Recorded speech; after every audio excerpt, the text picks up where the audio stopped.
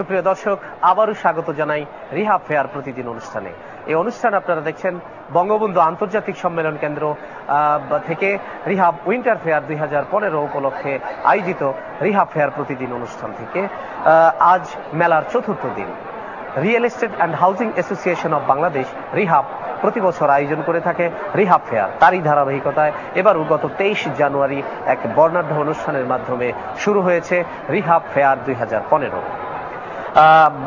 মেলার এই চতুর্থ দিনে এসে দর্শকদের উপচে পড়া ভিড় এবং ক্রেতা সাধারণের অনেক সমাগম দেখে রিহাব এবং রিয়েল এস্টেট সেক্টরের যে একটি মন্দাবস্থা ছিল সেটি কাটিয়ে ওঠার একটি সম্ভাবনা জাগিয়ে উঠেছে বলে আমরা মনে করি। আজ আমাদের মাঝে এই মেলা সংক্রান্ত বিষয় নিয়ে আলোচনা করার জন্য স্টুডিওতে উপস্থিত হয়েছেন জনাব আলমগীর শামসুল আলামিন, সভাপতি রিহাব, এবং উপস্থিত রয়েছেন জনাব লিয়াকত আলী ভুইয়া, সহসভাপতি ওয়ান রিহাব। তাদেরকে আজকের এই অনুষ্ঠানে অংশগ্রহণ করার জন্য স্বাগত জানাই, অভিনন্দন জানাই।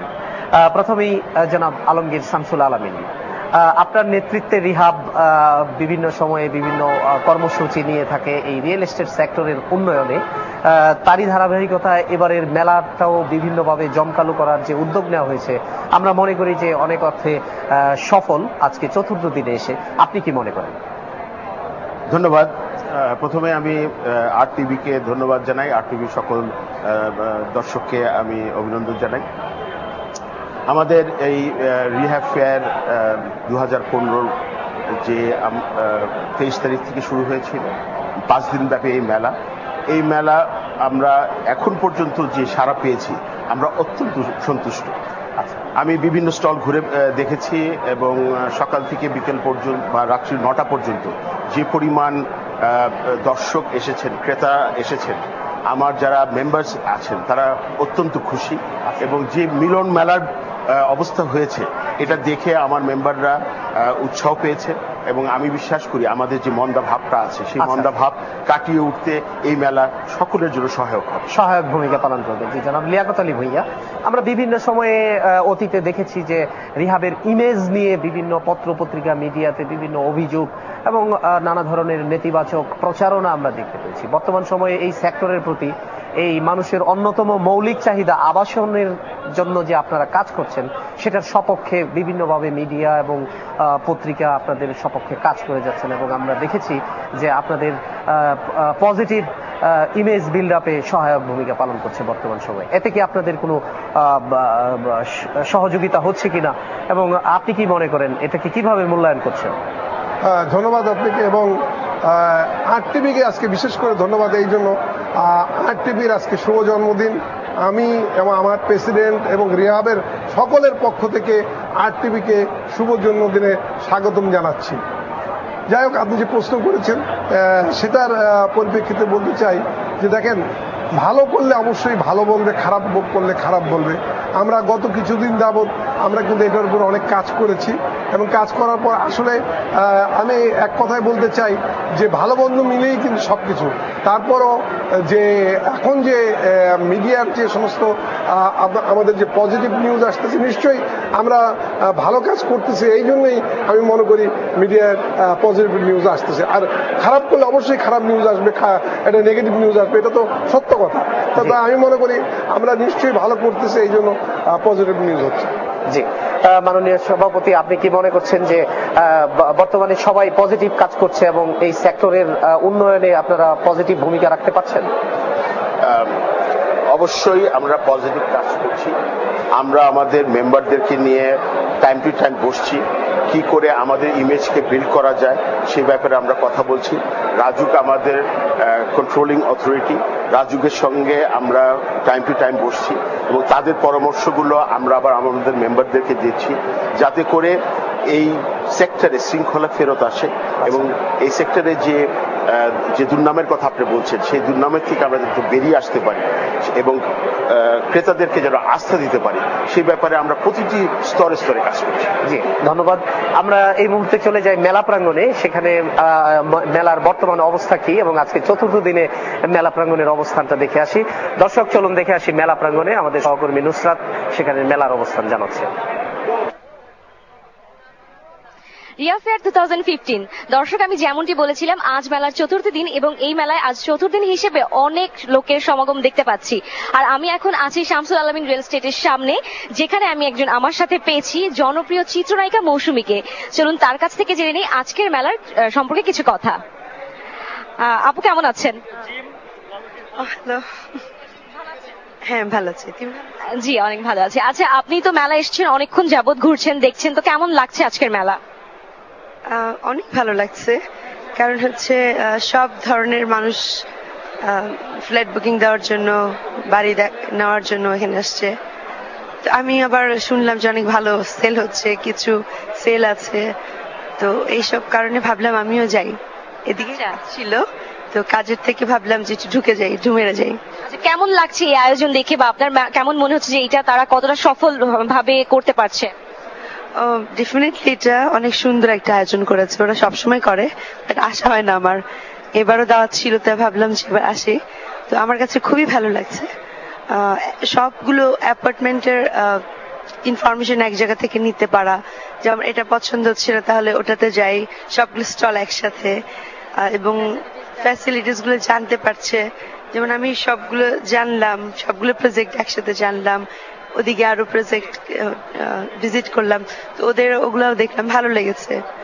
এখন ডিসিশন নেওয়া যায় বাসায় যে আসলে কোনটা নেওয়া যেতে পারে। আসলে এতগুলো প্রতিষ্ঠান যদি একসাথে থাকে, প্রপার গাইডলাইন্স পাওয়া যায় এবং ডিসিশন নিতে খুব সহজ হয়। হ্যাঁ, আফটার প্রপার্টি তো হুট করে তো আর একটা ডিসিশন নেওয়া ঠিক না। তো আমি আর কি জিজ্ঞেস করতে পারি যে কতদিনের ভেতরে আপনি একটি বুকিং দিয়ে দিবেন? আমি আসলে বুকিং দেওয়ার চিন্তা করিনি, কিন্তু এখন মনে হচ্ছে বুকিং দিব। ভালো লাগছে প্রজেক্ট, ডুপ্লেক্স বাড়ির চিন্তা করছিলাম।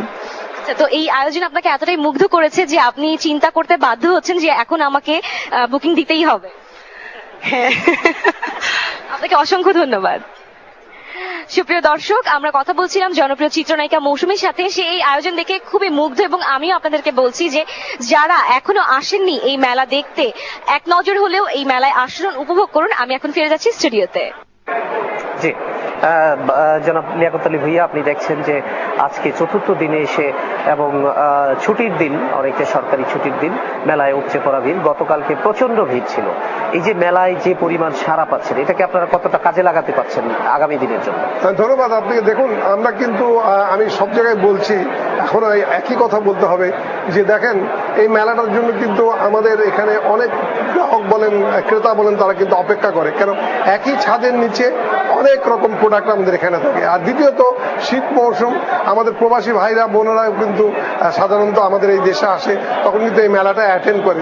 সব মিলিয়ে কিন্তু মেলাটার প্রতি সবারই আগ্রহ থাকে। এবং এই মেলাটার আরেকটা গ্রহণযোগ্যতা এই জন্য যে আমরা তো মনিটরিং করি এবং রাজুকও মনিটরিং করে, ফলে মেলাটার প্রতি কিন্তু সকল ক্রেতা, সকল শ্রেণীর ক্রেতারই কিন্তু আগ্রহ। এবং এই পর্যন্ত যে সেল বা বিক্রি হচ্ছে, এটাও আমরা কিন্তু আমাদের জন্য আনন্দ, যেটা আমরা আগামীকাল সন্ধ্যা একটা প্রেস রিলিজ দিয়ে বিভিন্ন জায়গায় জানাবো বলে আমি আশা রাখি। জি জনাব আলমগীর শামসুল আলামিন, উদ্বোধনী দিনে আমরা মিডিয়ার সমস্ত জায়গায় আমরা দেখতে পেলাম যে আপনি একটি বক্তব্য দিয়েছিলেন ৭৬,০০০ কোটি টাকা দেশের বাইরে পাচার হয়ে গেছে এবং আপনি চেয়েছিলেন যে এই আবাসন খাতে যদি অপ্রদর্শিত আয়ের সুযোগ থাকতো এই বিনিয়োগের, তাহলে হয়তো এই বিষয়টি আপনি যদি আবারও ক্লিয়ার করতেন এই অনুষ্ঠানের মাধ্যমে। জি, আপনারা হয়তো পত্রপত্রিকায় দেখেছেন, একটা রিপোর্ট হয়েছে যে ২০১৩ সালে ৭৬,০০০ কোটি টাকা এদেশ থেকে পাচার হয়ে গিয়েছে। অপ্রদর্শিত আয় বাংলাদেশের আবাসন খাতে ব্যবহার করা যাবে, এই ব্যাপারে কিন্তু সরকারি সিদ্ধান্ত আছে। গত দুটি বাজেটেও কিন্তু এই সিদ্ধান্ত ছিল, কিন্তু আনফরচুনেটলি দুদকের একটা আইন আছে, সে আইনে সোর্সটা তারা জিজ্ঞাসা করতে পারে। ওই আইনটার পরিবর্তন হওয়া প্রয়োজন, এবং ওই আইনটা যদি পরিবর্তন হয় যদি প্রশ্ন ব্যতি রেখে যদি এই অপ্রদর্শিত আয় এই সেক্টরে যদি ব্যবহার করা যায়, তাহলে এই যে ৭৬,০০০ কোটি টাকা যেটা বিদেশে চলে গেছে এবং এর বেশি অংশ টাকাই ব্যবহার হয়েছে ফ্ল্যাট কেনার ব্যাপারে। আচ্ছা। আজকে এই টাকাটা দেশেই থাকতো, দেশেই ফ্ল্যাট কিনতো, আজকে আমাদের এই যে মন্দাভাব সেটাও কেটে যেত এবং দেশের ইকোনমিতে এটা একটা বড় রোল প্লে করতো। আচ্ছা আচ্ছা, জি জনাব লিয়াকত আলী ভুঁইয়া, এই সেক্টরের জন্য আগামী দিনে আপনাদের পরিকল্পনা কি এবং আগামী দিনে এই সেক্টরের অবস্থানটা কি হবে বলে আশা করছেন? আমরা দেখেন সরকারের কাছে আমরা বিভিন্ন প্যাকেজ দিয়েছি, আমরা নিজেরাও অনেক কাজ করতেছি এটার মধ্যে। আপনারা জানেন যে মিরপুর কালসি এলাকায় আমাদের মেম্বাররাই ওখানে সরকার মানে ন্যাশনাল হাউজিং আমরা এবং পিপিপির মাধ্যমে একটি প্রকল্প হবে, এই ধরনের একটা কাজের জন্য আমরা অবসর হচ্ছি। দ্বিতীয়ত আপনারা জানেন যে আমাদের অনেক দিনের বলার পরে ইতিমধ্যেই কিন্তু এনআরবি মানে প্রবাসীদের জন্য একটা বাংলাদেশ ব্যাংক ঋণ ঘোষণা করেছে 50-50 মার্জিন এবং সিঙ্গেল ডিজিটের মধ্যে, এবং আমরা সিঙ্গেল ডিজিটে ঋণের জন্য ইতিমধ্যে অনেকগুলো ব্যাংকও কিন্তু সকলের জন্য সিঙ্গেল ডিজিট দেওয়ার জন্য অনেকগুলো ব্যাংক কিন্তু মেলায় তারা স্টলে ঘোষণা করেছেন। আমি মনে করি যে আমাদের আমাদের যে প্রস্তাব, বিভিন্ন প্রস্তাবের ফলে সরকার আমাদের প্রতি কিন্তু সরকার বুঝতে পেরেছে এবং জানেন যে সেক্টরটা কিন্তু জাতীয় অর্থনীতিতে একটা বিরাট ভূমিকা রাখে, এই জন্য যেটা এটার সাথে অনেকগুলো সেক্টর জড়িত। আমি মনে করি আগামীতে আরো আমাদের মেম্বাররা এগুলোর ফল পাবে বলে আমি মনে করি। জি জি জি, মাননীয় সভাপতি, আপনি রিহাবের নেতৃত্বে আসার পরে এই সেক্টরের জন্য বিশেষ কি কি ভূমিকা নিয়েছেন বলে আপনি মনে করেন? প্রথমত ছিল কি, আমি আমাদের যে একটা বিশেষ নজর ছিল, সেই নজরটা ছিল শৃঙ্খলা ফিরিয়ে আনা এই সেক্টরে। আমাদের এই সেক্টরের বিরুদ্ধে কিছু ইমেজের সমস্যা ছিল, ঘাটতি ছিল, কিছু অপপ্রচারও ছিল। আচ্ছা, এটা থেকে রিহ্যাবের সদস্যদেরকে বের করে নিয়ে আসা, এটা আমাদের একটা চ্যালেঞ্জ ছিল, যেটা কিন্তু আমরা অনেক দূর করতে সক্ষম হয়েছি।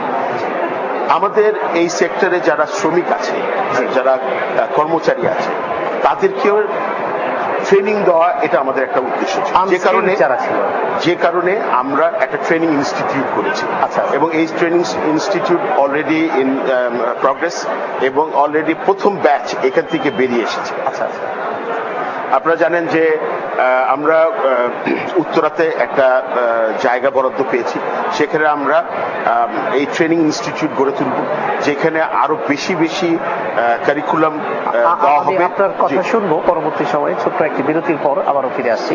সুপ্রিয় দর্শক, আপনারা দেখছিলেন রিহাব ফেয়ার 2015 উপলক্ষে আয়োজিত বঙ্গবন্ধু আন্তর্জাতিক সম্মেলন কেন্দ্র থেকে সরাসরি অনুষ্ঠান রিহাব ফেয়ার প্রতিদিন। ছোট্ট একটি বিরতি পেরিয়ে আবারও ফিরে আসছি আলোচনায়, ততক্ষণ সঙ্গেই থাকুন।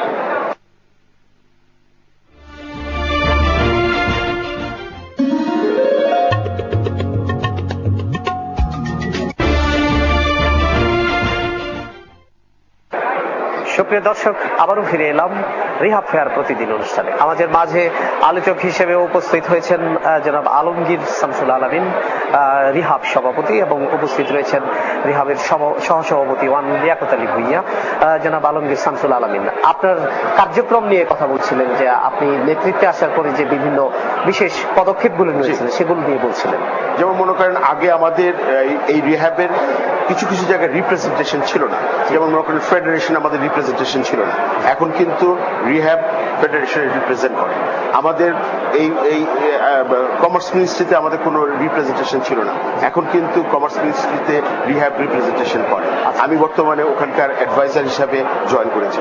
ফলে আমরা কিন্তু সরকারের সঙ্গে, অথরিটির সঙ্গে মোর ক্লোজলি কাজ করার চেষ্টা করছি, যার মাধ্যমে যারা নীতি নির্ধারক আছেন তাদেরকে যাতে আমরা কনভিন্স করতে পারি যে এই সেক্টরে কি কি প্রয়োজন আছে, কি কি সুবিধা আছে, কি কি অসুবিধা আছে, সেই ব্যাপারে যে বাজেটগুলো হয় সেই বাজেটে যেন সেই সকল প্রবলেমের প্রতি দৃষ্টি রেখে বাজেটগুলো যেন করা হয়। জি, আপনি কি ভাইস প্রেসিডেন্ট হিসেবে এই কার্যক্রমে আপনি যদি কিছু যোগ করতে চান, বা এতে কি আপনি যথেষ্ট মনে করেন কিনা? না, আমরা যথেষ্ট, তো আমাদের তো একটা টার্গেট আছে, তা আমরা যথেষ্ট মনে করি যে সময়ের মধ্যে আমরা যে কাজগুলো করেছি এটা যথেষ্ট, এবং এটা কিন্তু ক্রমান্বয়ে হচ্ছে এবং আগামীতে আরো হবে বলে আমরা মনে করি। প্রেসিডেন্ট সাহেব তো নিজেও বললেন যে আমরা আগে এইসব জায়গাগুলোতে আমরা একটু পিছিয়ে ছিলাম, বিশেষ করে এফবিসির সাথে আমাদের যে এখন কার্যক্রমটা এটা অতীতের তুলনায় এখন কিন্তু বেড়েছে এবং আগামী ভবিষ্যতেও বাড়বে। এবং আমরা কিন্তু চেম্বার ইন্ডাস্ট্রিতেও সাথেও কাজ করতেছি। গত কিছুদিন আগে আমরা একটা মিটিং করেছি, তো ইত্যাদি মিলে কিন্তু এবং বিভিন্ন গভর্নমেন্টের মন্ত্রণালয়ের সাথে যেগুলোর সাথে আমাদের বেশি যোগাযোগ সেই সব জায়গায় কিন্তু আমরা কাজ করতেছি এবং আগামীতে আমরা মনে করি যে এই সব জায়গাগুলোতে আরো ভালো হবে বলে আমরা মনে করি। আমরা আবারও শেষবারের মতো দেখে আসি মেলা প্রাঙ্গণের বিভিন্ন দিক। সুপ্রিয় দর্শক, চলুন দেখে আসি মেলা প্রাঙ্গণে।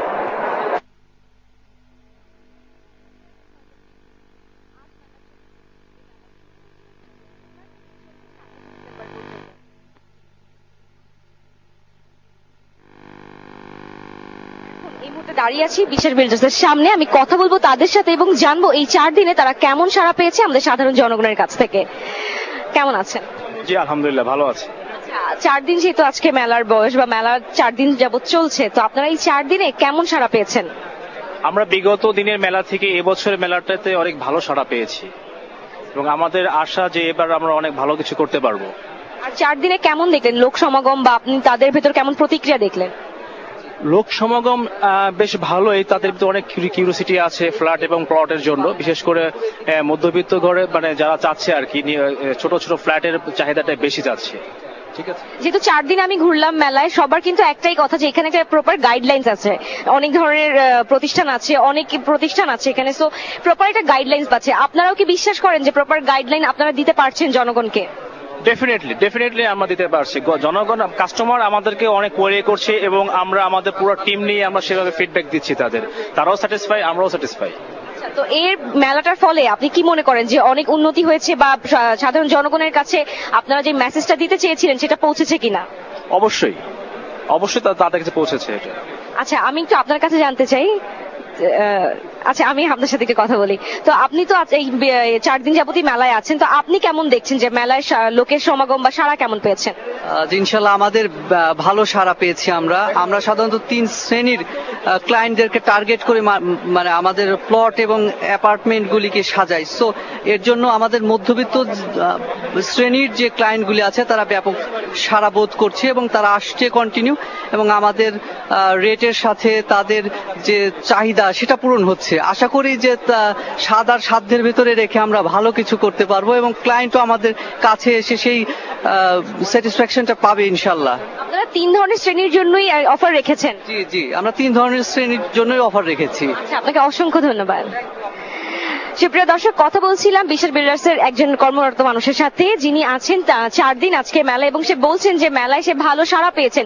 তো আমি আপনাদেরকে আমন্ত্রণ জানাচ্ছি, আর মাত্র বাকি আছে মেলার 1 দিন। যে এখনো আসেননি, আসুন মেলাটি দেখুন এবং আপনার স্বপ্নের ফ্ল্যাটটি বেছে নিন।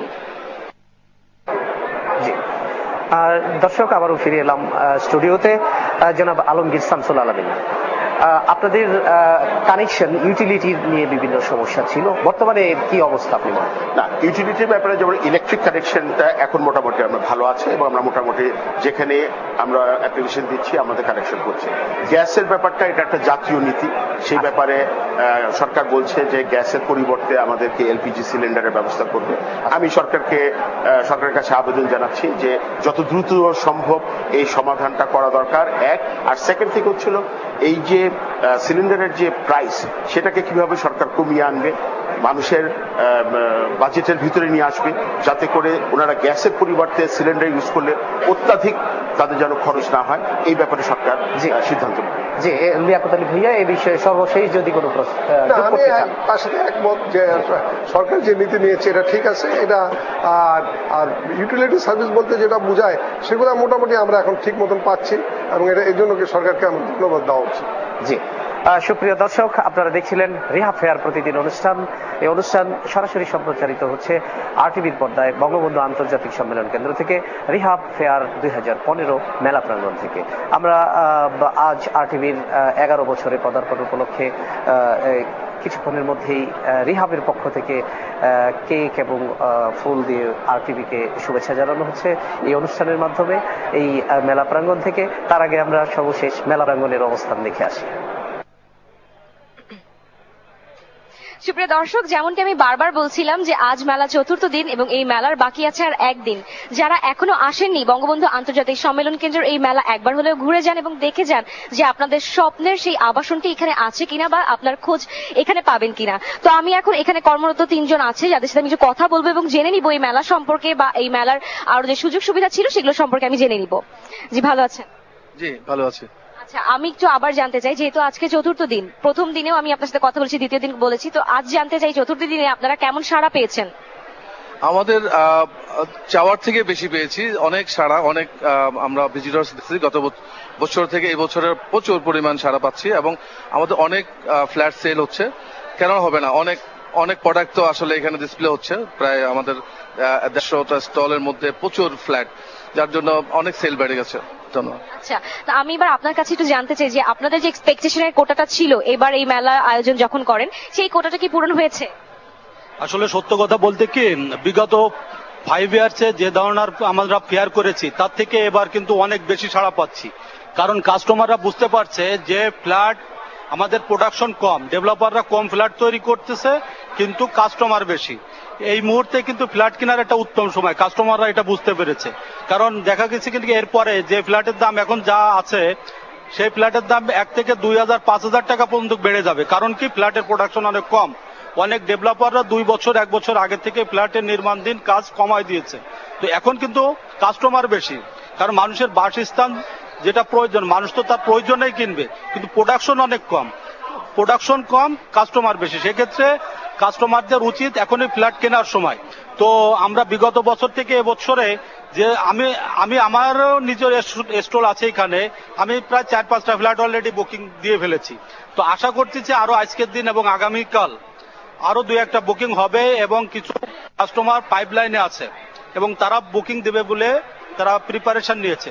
তো আমরা খুব খুশি এবারের ফেয়ারের জন্য। ফেয়ার করতে যাচ্ছি, আমরা চিন্তা ভাবনা করছি ওখানে আমরা খুব ভালো সাড়া পাবো। আচ্ছা, এই যে আমার মনে হয় যে এই আপনারা যে এতদিন যাবত করছেন, দীর্ঘ 5 বছর যাবত আপনারা এই মেলা করছেন, হয়তোবা এটাও হতে পারে যে সুনিপুণ ভাবে আপনারা যে মেলাটা যে করে যাচ্ছেন বা এত চমৎকার আয়োজন করছেন, এই জায়গা থেকে সাধারণ জনগণ অনেক বিশ্বস্ত হয়েছে, বিশ্বস্ত একটা জায়গা তারা স্থাপন করেছে, এই জন্য হয়তোবা আরো বেশি আগাচ্ছে। তো ওই বিশ্বাসের জায়গাটার জন্য আপনার সামনে আরো কেমন ব্যবস্থা নেবেন মনে করেন? বিশ্বাসের জায়গাও অলরেডি প্রত্যেকটা ডেভেলপার যেভাবে কাজ করছে, বিশ্বাসের জায়গাটা আরো ব্যাপকভাবে হচ্ছে। কারণ রিহাবের কার্যক্রম এবং আগের থেকে অনেক গতিশীল এবং শক্ত। এবং দর্শক, আরটিভির 11 বছরে পদার্পণ উপলক্ষে রিহাবের পক্ষ থেকে এই মুহূর্তে রিহাবের সম্মানিত সভাপতি আলমগীর শামসুল আলামিন এবং সহসভাপতি ওয়ান লিয়াকত আলী ভুঁইয়া এবং ডিরেক্টর অ্যাডমিন শাকিল কামাল চৌধুরী এবং আমাদের মাঝে উপস্থিত রয়েছেন বিশেষ ব্যক্তি, দেশের বরেণ্য চিত্রনায়িকা মৌসুমী এবং রিহাব মিডিয়া স্ট্যান্ডিং কমিটির সদস্য কামাল মাহমুদ এবং ফেয়ার স্ট্যান্ডিং কমিটির সদস্য মিস আরজু আলী, সবাই উপস্থিত রয়েছেন।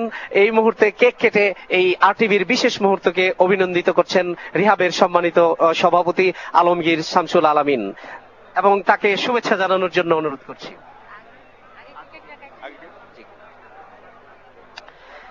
Happy birthday to RTV, happy birthday to RTV.